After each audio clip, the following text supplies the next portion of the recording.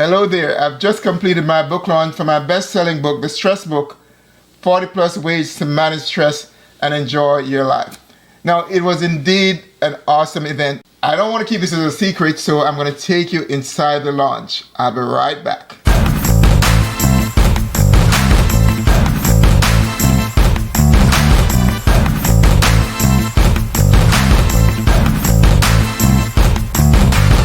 Welcome back. My name is Dr. D. Terrence Foster. Glad that you could join us.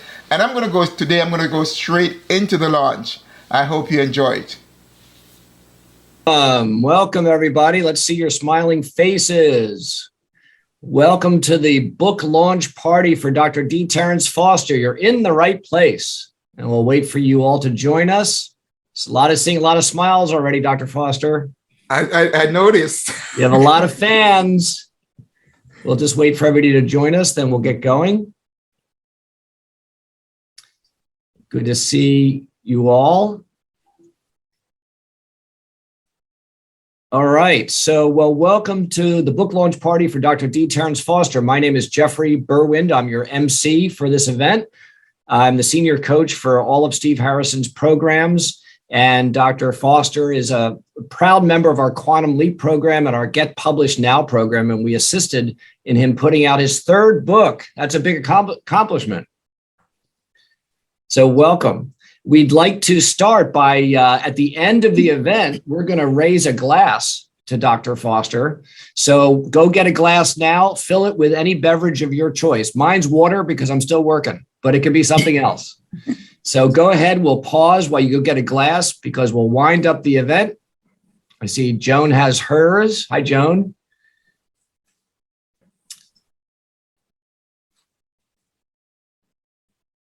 We have a fun event for you. Lots to share. And when I see everybody back, feel free to start your videos. The way you do that is on the lower left. You can click the button that says stop video. And it should start your video so Dr. Foster and Max can see you. All right. Again, I'm Jeffrey Burwind. I'm your MC for the event, senior coach for Steve Harrison's programs. And we have a couple of very special guests. We want to start with a prayer by Dr. Foster's wife, the Reverend Dr. Max Foster. Hi, Max. Glad you're with us. Thank you. Thank you so much. Good evening, everyone. We're just going to pause for a moment of prayer and hope you'll join with me. Heavenly Father, we thank you for this day that you have given to us. God, we thank you for wisdom. We thank you for knowledge. We thank you for understanding. God, this evening as we come for this book launch, I pray that, Lord, you will continue to bless my beloved husband, Terrence, with the knowledge, the insight, and the ideas to impact the lives of others. Father, we know that this is a very stressful time in our lives. We are frustrated. Many are depressed, anxious, so many varied experience, oh God. And I pray that this book will be very helpful to the needs of those who are feeling the emotional impact, especially during this time of the pandemic. So God, we invite your presence with us, and we thank you for all that you continue to do for us. In Jesus' name, amen. Amen. Thank you. Beautiful prayer. How appropriate a book, 40 plus ways to manage stress and enjoy your life. We need it. We do need it. So we're very, very honored to have a very special guest who we want to introduce now. This is Her Excellency Audrey Marks, the ambassador from Jamaica to the United States, and want to welcome you and ask you to say hello to everybody. Well, thank you, Master of Ceremonies, Dr. Foster. I see our honorary Reverend Mrs. Foster. I see our honorary consul and members of the leaders in our diaspora and of the embassy team. It is my pleasure to be here and to share with you this amazing book, to share the launch with you of this amazing book. You know, one of the things I've noticed among the Jamaicans in the diaspora and Jamaicans at home is that we don't write enough. We have such interesting stories to tell, but we don't have enough books. So I was very pleased to hear about Dr. Foster's writing. He has become not just a doctor, but an author. And I'm hoping that it will also be a best-selling author on the New York Times at sometimes the New York Times list very soon. I am pleased also that at this time when so many people are suffering from the impact of the pandemic, that Dr. Foster has come out with a book that is not just another reading, but it's a handbook of how to manage stress. And as he has offered some simple solutions, some simple way in our day-to-day lives that we can manage better. And I especially liked how many times he put himself in the book to say, if I can do it, you can too. And so it is a very personable book. It's an easy read. And most importantly, it can be a handbook for life. And so Dr. Foster, I really commend you for sharing these thoughts and taking the time to put them down in a book that we can all enjoy. I also want to just commend you for the life that you have led. We all know that it was not very easy for you in starting out way back in Jamaica and in one of our least developed parish, St. Thomas. But you fought the good fight in terms of moving on from that background and to achieve all you have. But most importantly, you decided that you'll not just enjoy your life, you'll continue to give back. And you have given back in education, to your school, to your community. You have given back in healthcare, and you continue to be a shining example of what it is to be blessed and to be a blessing. And so I know there'll be lots of discussions about the book, and you will tell us much more. We'll have a chance to do question and answer. So I will keep my remarks brief and just to say we are so proud of you. And it is my distinct pleasure to be here and to support you and to be part of your team for taking this book to the New York Times best-selling list. My commendation. Congratulations to all your team on this wonderful launch. And now I will now sit back and enjoy. Thank you, Ambassador Marks. It's an honor to have you with us.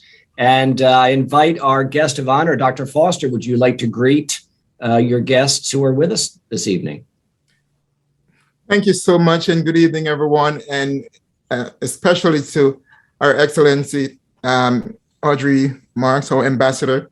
It is indeed an honor, and I'm very humbled to have you here supporting me. And for so many of you who are here, I just want to say welcome. And I know this is a book launch, but it's also a book party, and I want you to have fun. I could see Dr. Elaine Bryan, our local honorary consul in the audience. And there's so many people that I probably won't even be able to say thanks to, but let me say thanks to so many of you right now while I can. So I'm excited about this, and I'm looking forward to first having a party and having a little fun and making this as memorable for you as it will be for me. Thank you. Wonderful. Well, I'd like to introduce a major member of the team. Takes a village to put a book out there. And Dr. Foster, this is your third book, isn't it? It is. And I'm excited about that. Yes, we are too. And one of our wonderful coaches, Christina Smith, has played a big part in helping you get the book out there into the world. Welcome, Christina. Well, thank you, Jeffrey. It's an honor and privilege to be here and to be of service to Dr. Foster and getting his message out into the world. It's so important and so needed at this time. It very much is. So, and a little while back, you and Dr. Foster pre-recorded an interview about the book, and I'm going to play that interview now. This was recorded a few weeks back. It's 7 minutes, and I'd like you to enjoy it as we play it. Welcome, everyone. Today we have with us Dr. D. Terrence Foster, author of The Stress Book, 40 Plus Ways to Manage Stress and Enjoy Your Life. Welcome, Terrence. Good afternoon, Christina. It's indeed a pleasure to be with you. Thank you. And it's great to have you here. So tell us what inspired and motivated you to write this book.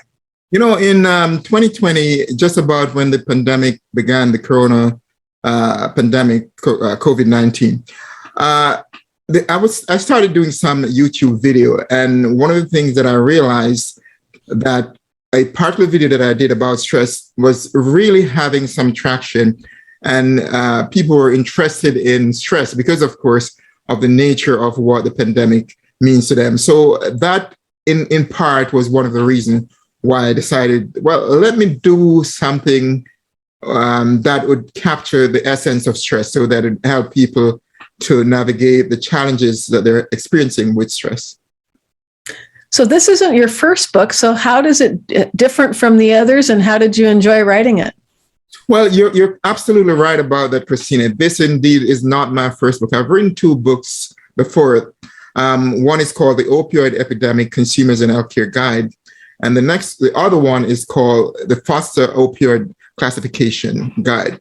Now, the opioid epidemic book is a book which deals very much about the epidemic that was happening, or is happening still, because we're still having an epidemic in opioid crisis.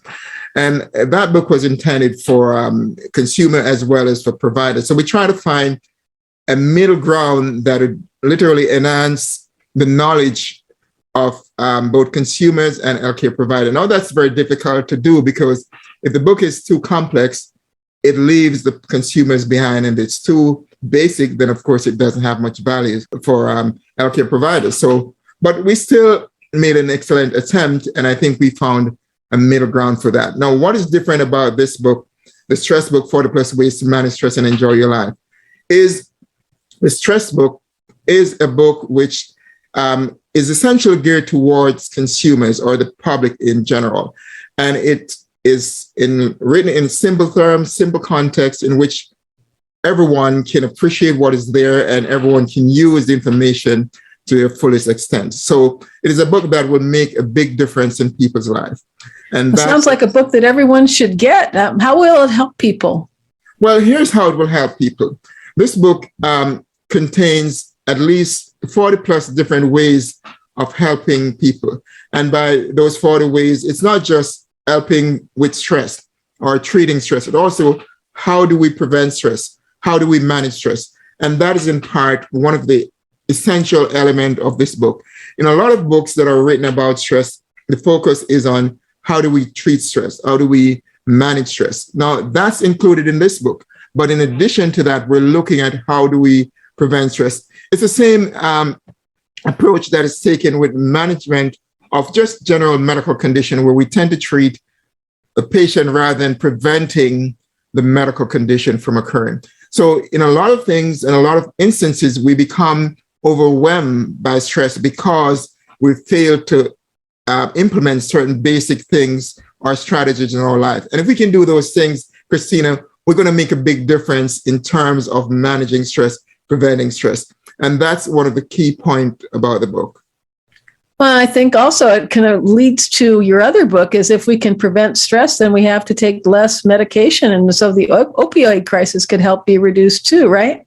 That's an excellent point. It is indeed a part of that. But what this book also does in its 40+ ways, it provides ways how people could deal with toxic relationship, stressful job situation, helping you to intentionally make decisions, helping you to deal with numerous challenging situations in life. And that is an essential part that many, many people struggle with, whether it's from relationship issues, job issues, just who they are as a person. Some people are having difficulty accepting who they are as a person. Some, there's societal problem. There are issues with politics, issues with religion, race. Some of these things are covered because those are also part of what encompasses the effect of stress as well. So what would you like to see people do once they've completed your book? Right. A lot of books, when you read them, people say, oh man, that's a great book. I enjoy reading it. And then they move on to the next book. Now, this book, the stress book, 40+ Ways to Manage Stress and Enjoy Your Life, is a book essentially is a call to action. Once you've finished this book, you will want to do something. If you see what's in there, it is a call to action book. It makes you want to say, okay, well, there's a section in there about will or living trust. Do I have one? Why should I have one? There's a section in there about healthcare. How should I navigate my healthcare bill? What should I do? What about toxic relationships? How about saying no to people? How do I do that? So it's a call to action. This book can be a reference book for a lot of people with stress because it shows them how to do things, how to approach things, and to make their life much, much simpler. And of course, stress-free, or at least at a minimum, reduce the level of stress they're experiencing. So it's a handbook to happy, healthy living, right? It is indeed considered a handbook to healthy living. It's indeed an handbook to healthy living and happy life. It is, in fact, one. And many people will find its function in that way as well. Because, again, it will definitely takes you not just to say, okay, I've got a great read, but it's a book that will definitely allow you to move from a point of inaction to taking action and doing something that is going to better your life with respect to stress and other aspects of your life. Wow, it sounds like a book that everyone needs. So if you are ready to get your copy of Dr. D. Terrence Foster's The Stress Book, 40 Plus Ways to Manage Stress and Enjoy Your Life, you can get it on Amazon.com and at independent bookstores everywhere. Thank you so much, Dr. D. Terrence Foster. Well, thank you so much, Christina, for having me. It's indeed a pleasure to be here. I appreciate it. Thank you so much.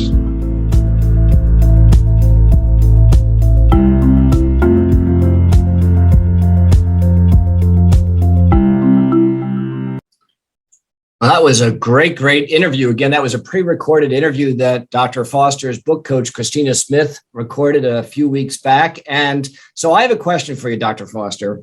It's at least 40 ways to de-stress. I'm holding your book right now, and I'm so relaxed. I can't believe it. I think it's because do you count this beautiful photograph as one of your 40 plus ways?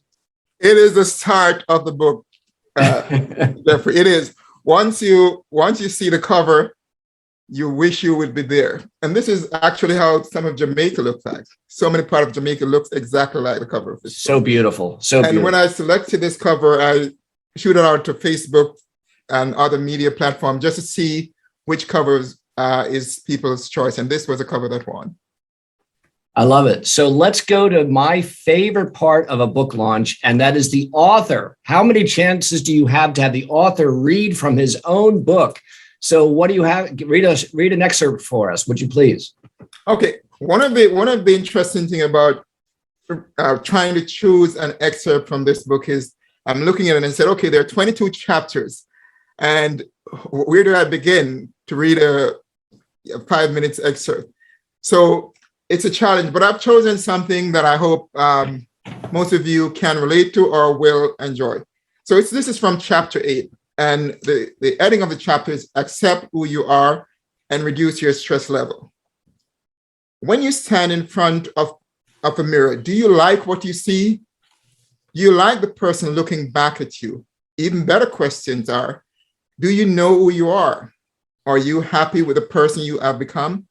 Finally, have you accepted yourself, although you may be a work in progress?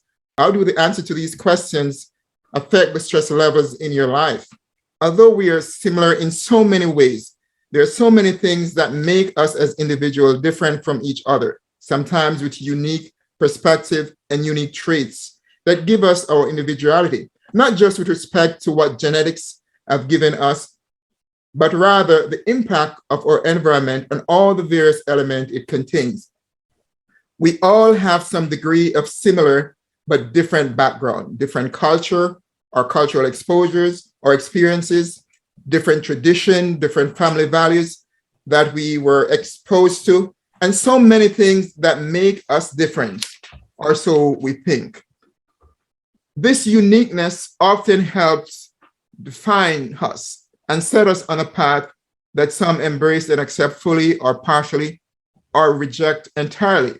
Some of these cultural traits, tradition, and custom, in part help define who we are, how we respond to life challenges, and ultimately, how we classify ourselves. Probably some of these things that we hold on to dearly or learned were taught to us either directly or indirectly by our parent or our family members. The environment in which we live also plays a significant role as we begin to chart our own course in life.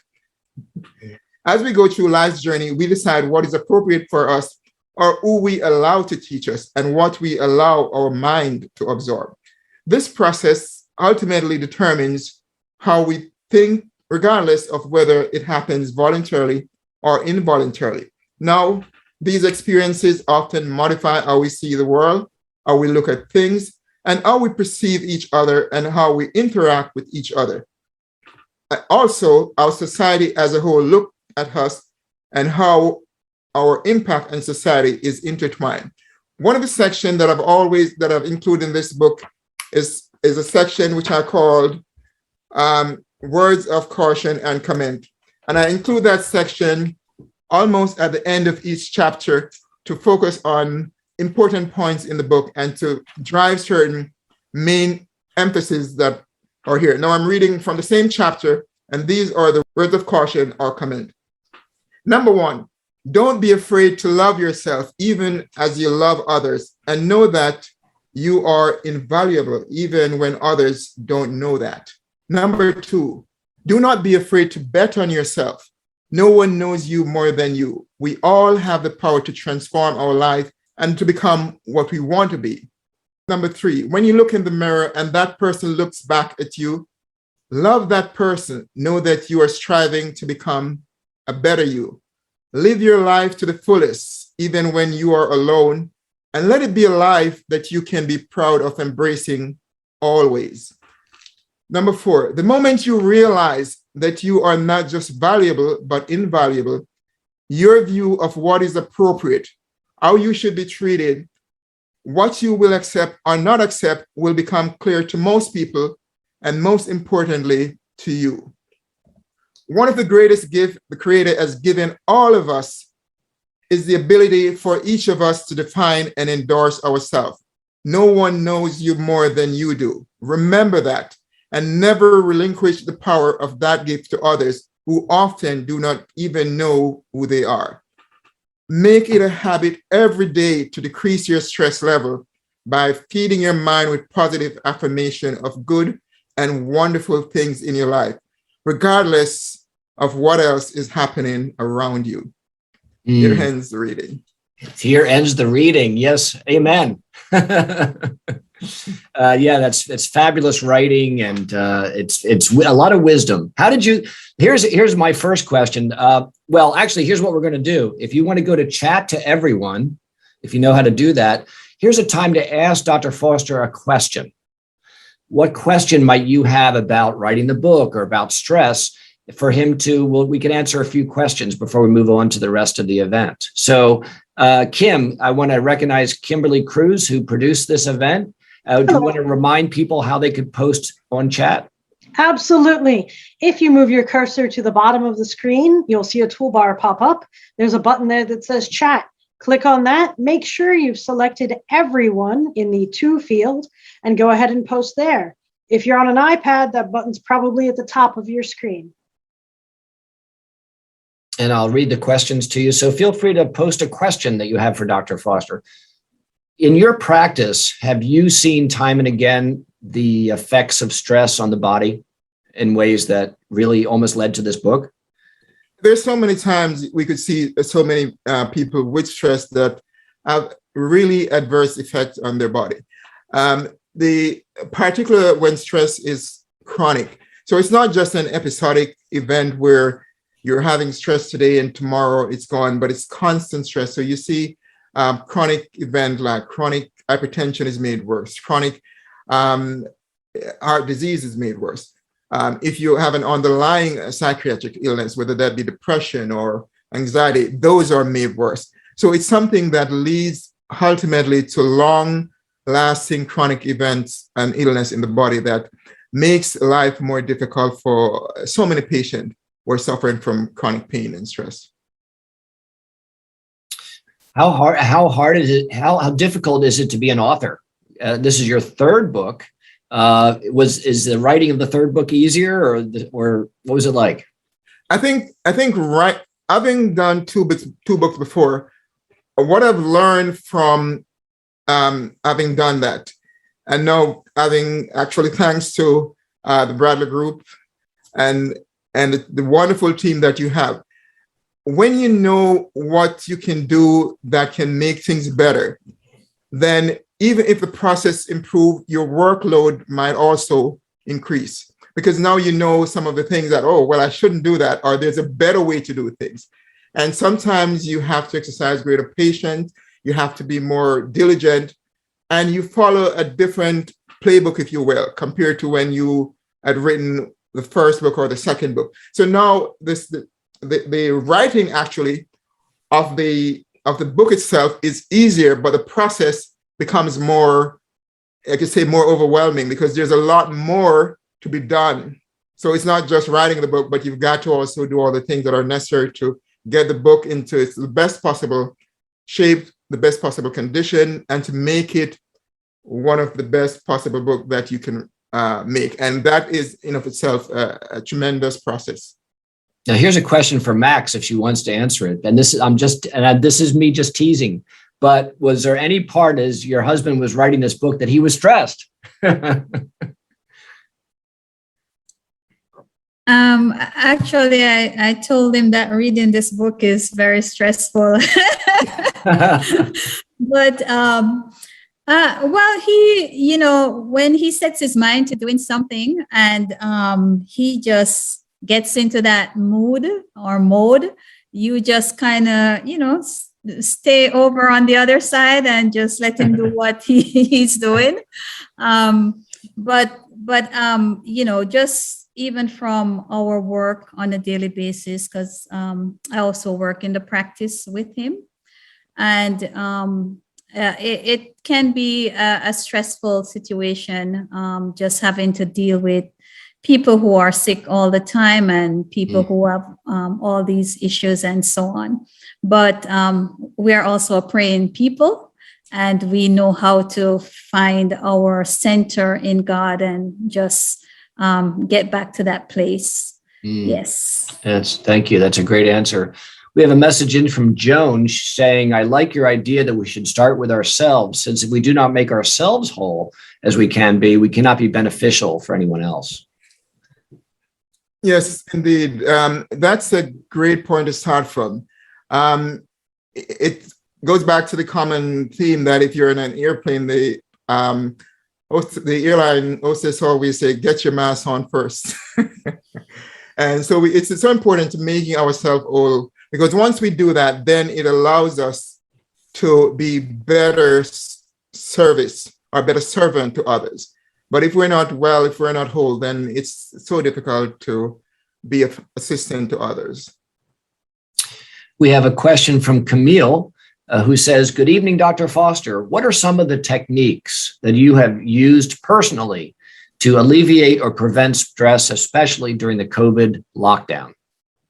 Okay, one of the things is, the first thing I would say, if you understand some of the way the virus itself is transmitted and you're following some of the guidelines, then that in of itself should allow your level of stress to be reduced. If you know that, okay, well, these are the things that I need to do to avoid contracting the virus, and you follow that, then that in of itself to say, okay, even if I'm not totally immune or totally protected against the virus, at least I'm doing the things that the experts are saying will be helpful. So that is one aspect of it. So if you take all the basic things, wash your hand, the distance, the mask, all those things, those are things in of itself that will be helpful in being stressful. And also knowing that you also have to be a brother's keeper in this.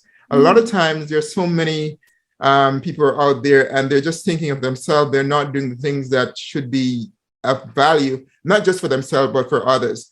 So that's also important, because one of the things that I've learned in life is that when you try to help others, it helps your stress level to be significantly reduced. Whether that be you're helping, saving life, you're helping them to be a better person, that also transmit into them being safer, and you also having your stress level reduced by virtue of what you're doing to help others.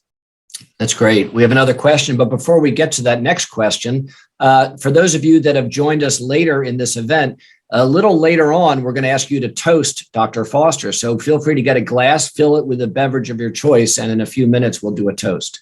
We have a question in from Cleveland who asks, was the idea for this book born out of the pandemic or from seeing the stress level from your daily interactions with patients? And I think Cleveland, there may be the Reverend Dr. Cleve Thomas. You could nod your head. Okay, good. And let me just say thanks to him while I see him there for being one of the endorsers of this book.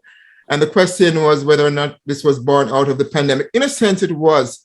I did I was doing a number of YouTube videos leading up to the early part of 2020. And one of the videos that I did about the coronavirus was about stress. And I realized that there are so many people who had responded well to that. And the feedback was great. And there are people who are actually contacting me about this. So I said, wow, that's interesting. How about doing a video, writing a book about stress?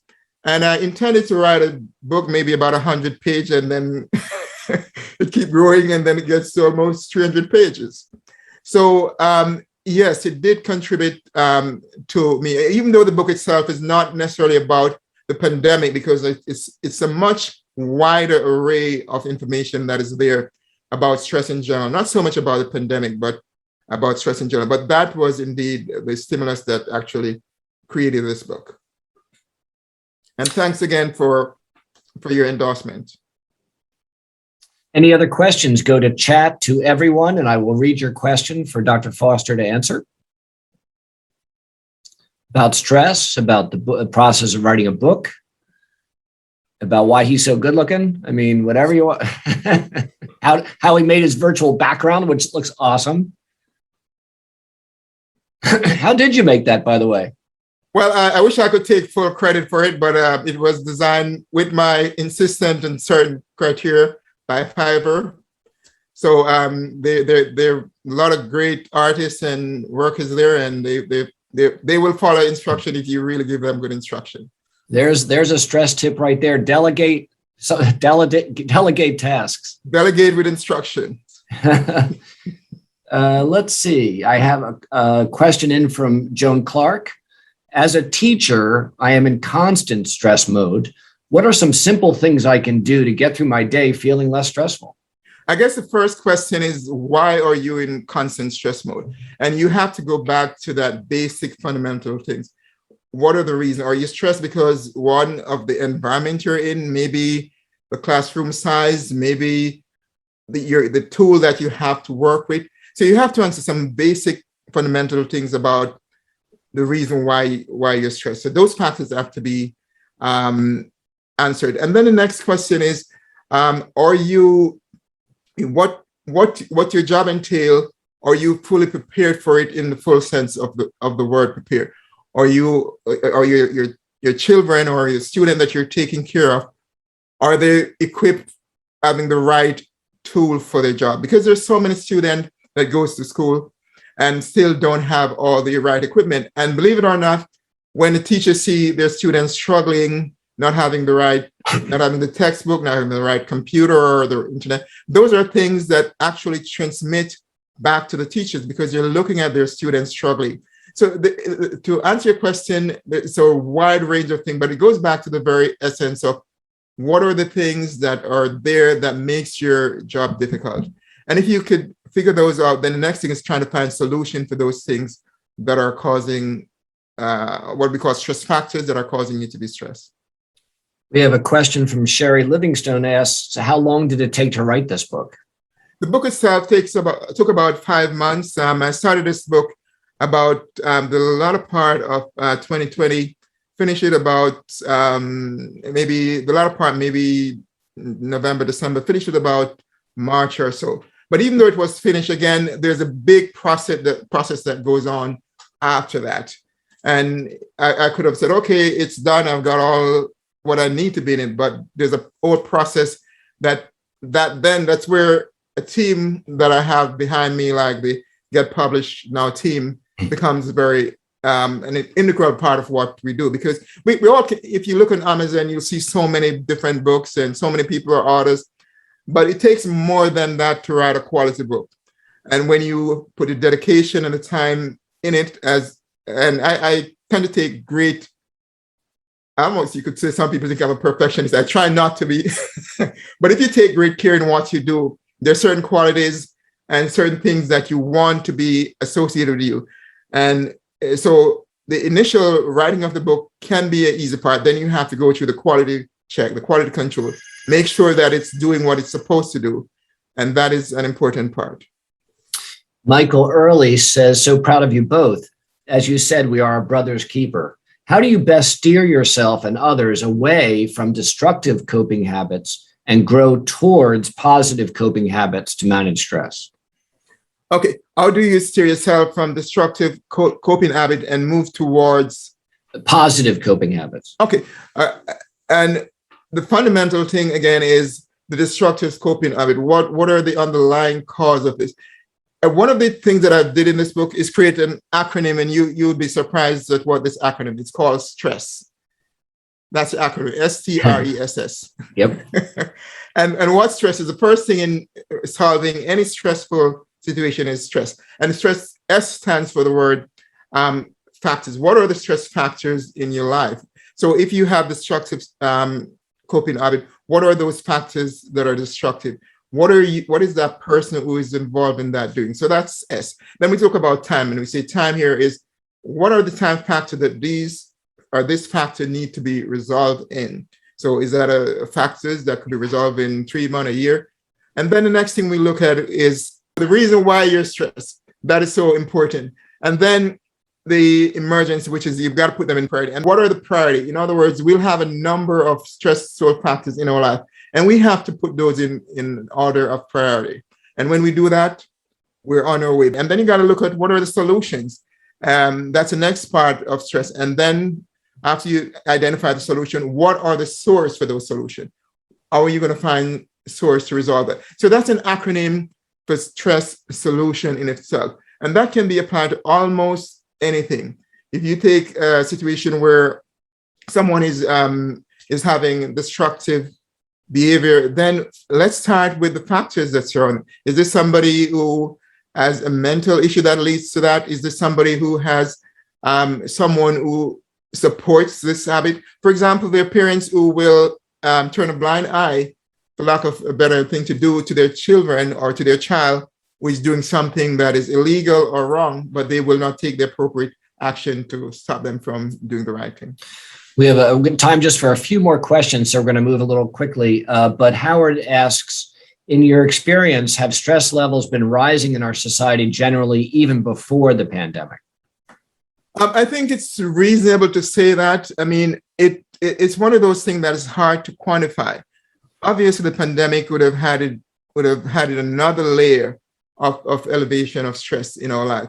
But when we look at stress, we look at a generation now where the population, the percentage of older population are increasing. So we're looking at that segment of population, and we're seeing, for example, the impact of lack of good healthcare coverage, which is a major factor, because we have that little window like between, say, 55 and 64, when so many people are not covered. So you have a number of people in that category who are facing economic hardship. And so many people come to that level where they do not have enough to retire on.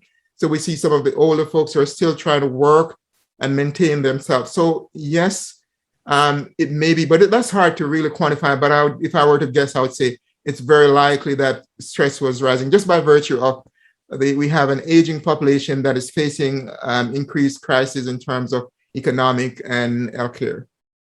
Winnie asks, there's good stress and negative stress. Can good stress become negative stress? Well, there are good stress and there are negative stress. Good stress can become negative or bad stress whenever you fail to control. Let's say, for example, having a child, the birth of a child, that's a wonderful thing for a lot of people. But what if the child was born in a situation where the mother or the father wasn't ready for that child? That can be a negative child where something good become bad. Or you could take somebody getting married. That's a wonderful thing. Initially it's a good stress, but of course, what if the marriage doesn't work? Then you're getting into another arena now where Something that was really intended to be good become bad. Or here's another one. Someone gets a new job, but what if they weren't fully qualified for that job?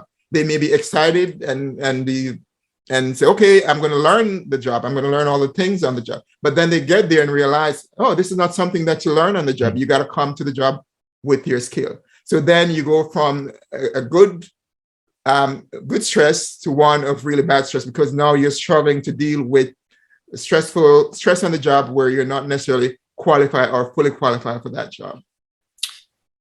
We have a wonderful question from Ambassador Audrey Marks. Christina, if you would unmute. Christina is Dr. Foster's book coach. She's asking, can you share the top 3 to 5 steps for aspiring authors to move from desired execution? What you have desire to put out a book. What are the next steps? Well, thank you, Ambassador Marks. I appreciate the question. The first thing to do is to take some action. If you have a desire, start writing. See how you like it.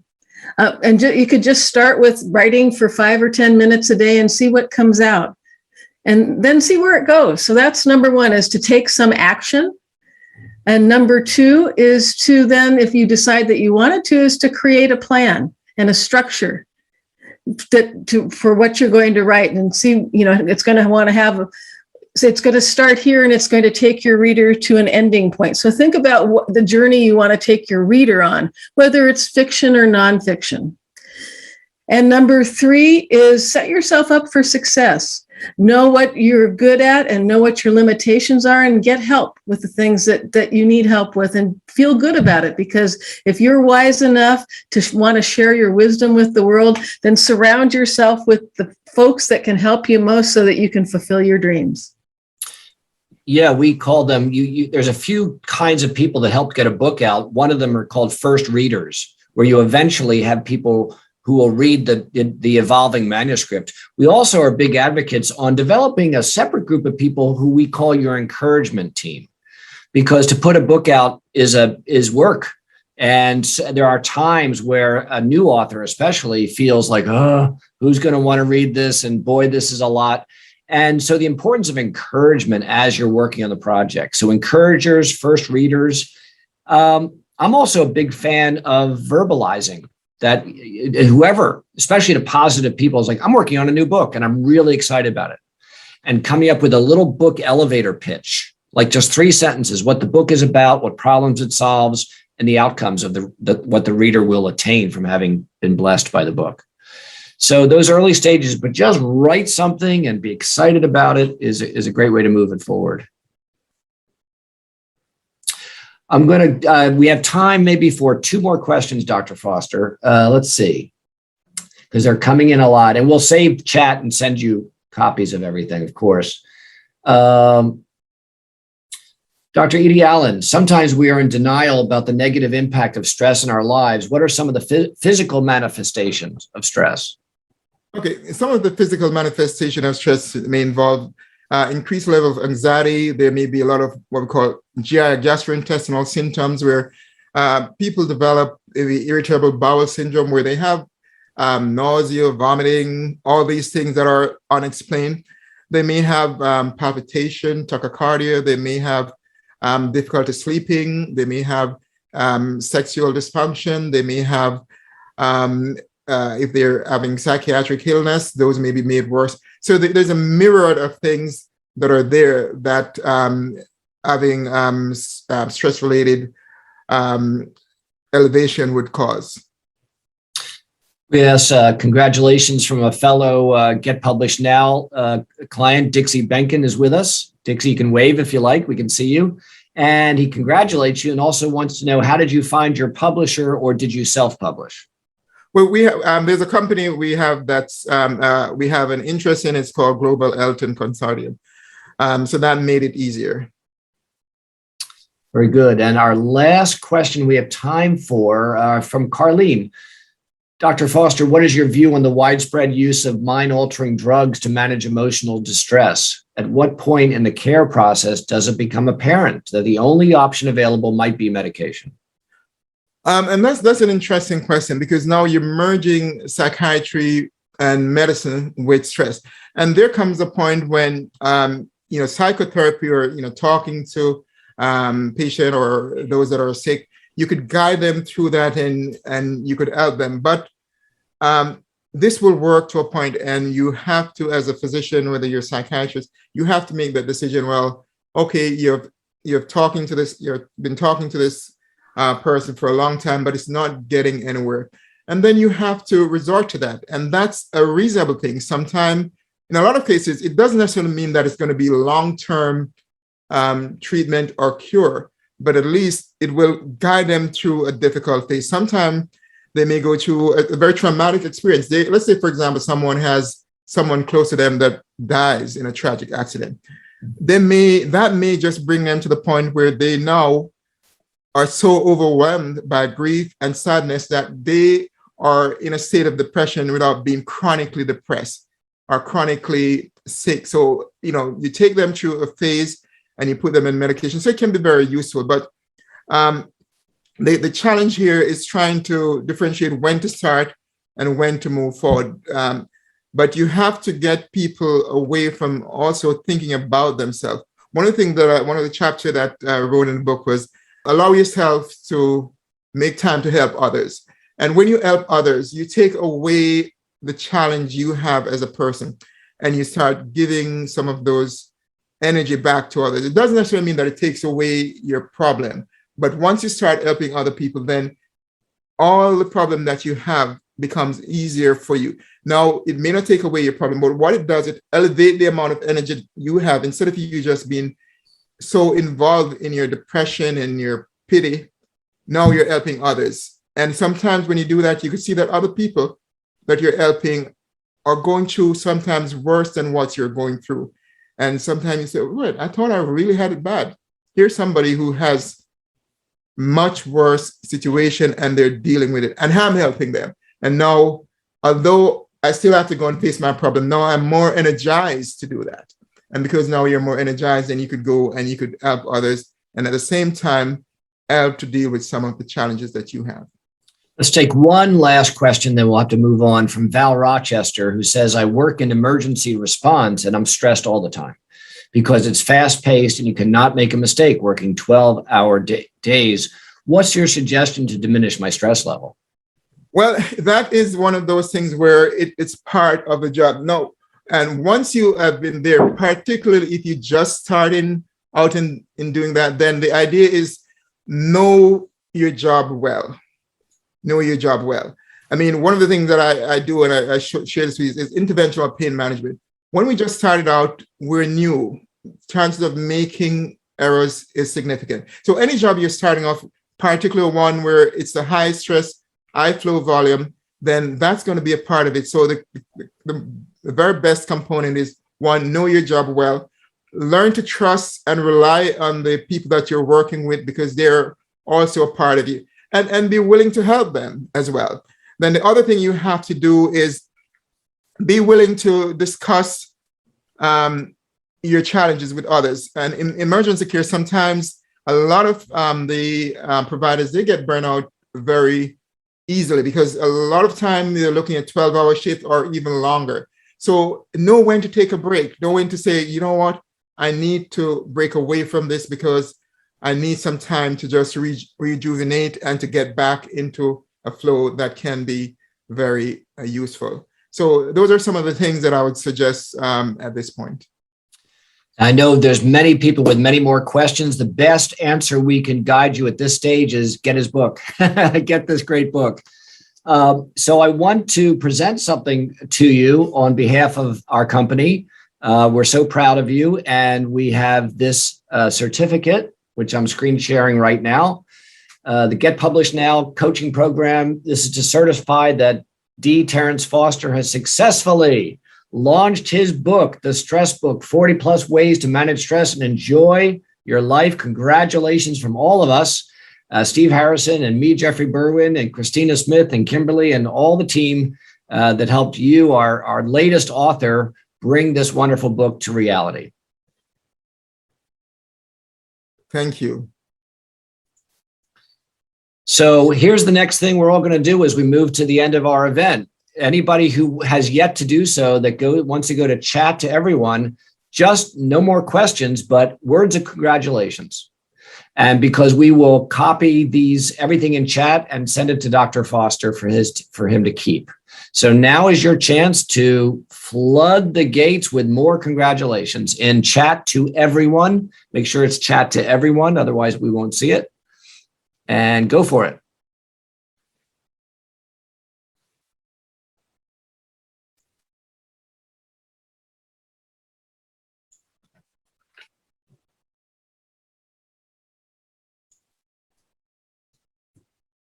And while people are posting, Dr. Foster, would you like to say any further thanks or acknowledge? Yes, I would. Let me just start off by thanking the Bradley Communications Corp and particularly of the Steve Harris Group and yourself, Jeffrey. You've been, and each time I call in you've been wonderful with so much wisdom. And my coach, Christina, you've been there always. And so many times I know sometimes I probably get out on the limb and try to stretch things a bit, but you've always been there, and you've always been good guidance, and that was important. I think in a lot of cases when we're doing this, we need to provide or make ourselves a clean slate and say, just write at me, and I'll absorb what you're doing, and you've been very good. And there's so many people in Quantum Leap and the Bradley Group that have been so wonderful, and I just want to let you know that I appreciate that.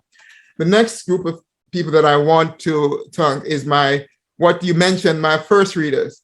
And I had like some awesome people. When you write a book that's almost 300 pages and you say to people, why don't you read this book and tell me about it? And they willingly do. So I want to thank Tanya Reynolds, Leo Gordon, Dr. Joan Gold, and Dr. Clover Thomas All. These are people who have relied on so many times, and I said, can you read my book for me? And they said yes, and give wonderful feedback, wonderful ideas. And that makes the book better, because I could take some of those ideas and make the book better, change ideas that I think was great. Oh, toss it, it's probably not as good. So I thank you and the work that you do for that. And I love you guys, you know that. Next is the endorsers. We've had several endorsers, and I want to thank, I see the Reverend Dr. Cliff Thomas of Trinity Pentecostal Church in New Jersey, who my wife's friend, so he's a friend of the family, but I asked him, can you read my book and give an endorsement? I mean, whatever you think. He said yes. And then I have Mr. Maxwell Sears of Kaya Counseling Service. Asked him the same thing. He said yes. And then there are three other people that I'd never met them before. Dr. Anron, and they're on the back of this book. Dr. Anron Manjol, a psychiatrist, Professor Han Schaefer, and Dr. Bree Gelati. And I'm just reading off your name. Now, when you ask someone who you don't know, and the first time you met them, you said, I've written this book, can you read it and give me an endorsement? And they say yes. That is an extreme sense of gratitude is required for those people. So I want to say that, and not only why I think that was so important, and not just having anyone endorse the book, but letting people who have no reason to say anything that they don't want to say about this book, but they were comfortable enough to endorse it. And I truly appreciate people who have taken their time, and I know how valuable their time is. And as physicians and other doctors who just said, I don't know you, but I'll read your book and I'll endorse it. And they have, and that is extremely invaluable resources. So I want to say thanks to those people. And that's indeed a wonderful thing. I want to thank my beloved, the Reverend Dr. Maxine Foster, for the prayer and for so many things and for the support. I also want to say to the people in Atlanta and around that the Reverend Dr. Maxine Foster is the newly elected president of the Atlanta Jamaica Association, which is one of the biggest organizations in Jamaica in the country. So we're 100% behind her. And I want everyone in Atlanta and around to know that we're going to make a big difference in making that association better. So join me as so many other people and giving her the support that she is going to need to make this organization much better. So beloved, you've got it. We're all going to be behind you. Now, I also have to mention the support that I often get from the Jamaican Museum and Cultural Center. Now, you're wondering, what is that organization? Some of you may not have heard about it, but it's a newly formed, when I say actually not newly formed, about 2 years in the making. And we're trying to build a museum and cultural center. And I think I may have seen our president here, Dr. Apollon Reed. But we have a very, very exciting board of directors, including Dr. Apollon Reed, our vice president, Christine Marzuka. We have Carl Williams and Raymond Brooks. We have Dr. David Panton, Dr. Les Brown, all esteemed person. And some of you may have heard the name Basil Watson, or the Honorable Basil Watson, who has been just recently commissioned to do the Windrush Museum in UK, the same gentleman who did the Reverend Dr. Martin Luther statue in Atlanta. So he is on our board of directors. So we are going to do some great things with the Jamaican Museum and Culture. Check out our website. It's jmccatlanta.com. And by the way, the website for AJA is AtlantaJamaicanAssociation.org. So, check those out.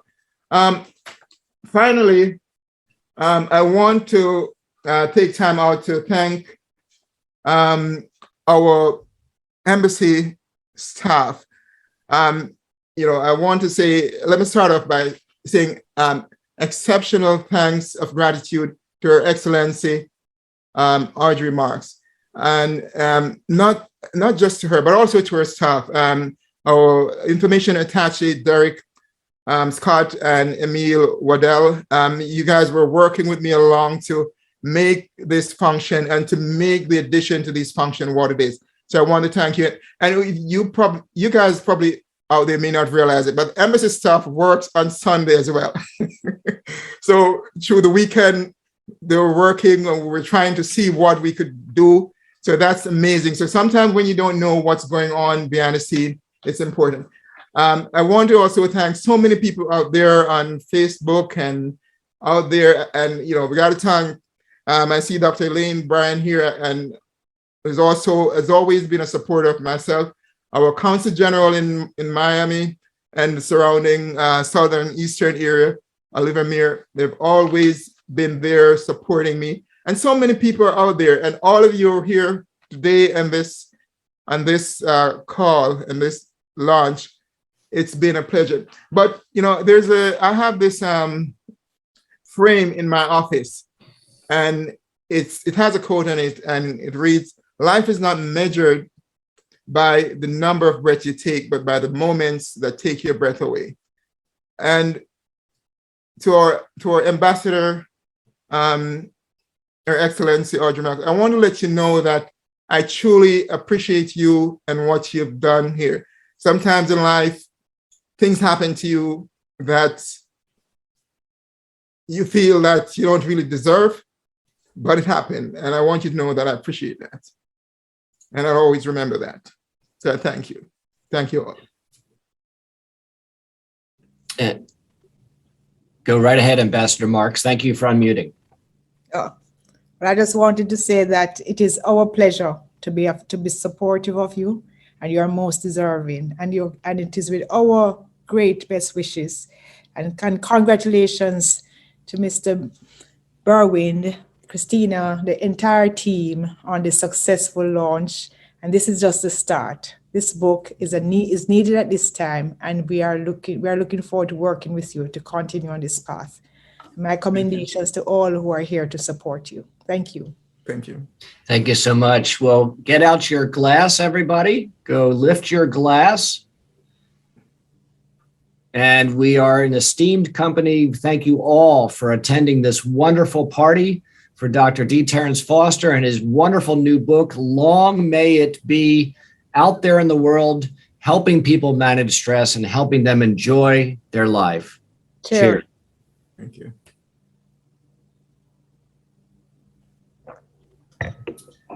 And we come to the end of our book launch party. Thank you so much. And I'll leave the last word. First of all, I do want to thank again Kimberly, who produces these events, and Coach Christina. And Dr. Foster, the last word goes for you, and then we'll finish. It's been an honor for me to be here with this. I know there's so many supporters out there for this book. The book, as we all know, or most of us would know, was released as one of the #1 best-selling new release on Amazon. So that doesn't happen just because of what I've done, but because of the support that so many of you have given. And I'm truly grateful for all of that. And I know there's so many people here that I probably haven't said thanks to, but all of you here, I'm grateful. One of the chapters in my book is be gracious, give thanks for everything, because it makes a difference. And I just want to say again, I appreciate you all, and God bless you all. Thank you. Amen. Thank you, everybody. Enjoy the rest of your evening and your week. Bye for now. Bye. Thank you.